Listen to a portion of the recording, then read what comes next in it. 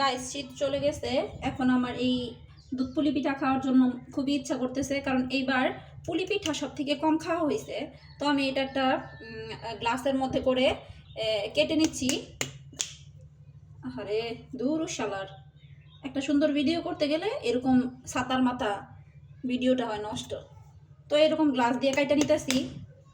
শালার সুডে নাকে, এই যে ভালো করে সুডাইয়া তারপর আমি এখন এই দুধ পুলি পিঠা বানাবো। অলরেডি একটা বানাইছি, দেখেন গাইস কত সুন্দর হয়েছে না।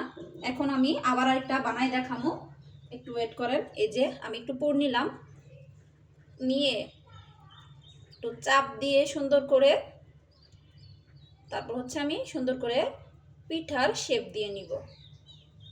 আপনারা চাইলে যে কোনোভাবে বানাইতে পারেন, আমি তো আর রেসিপি শিখাইতেছি না।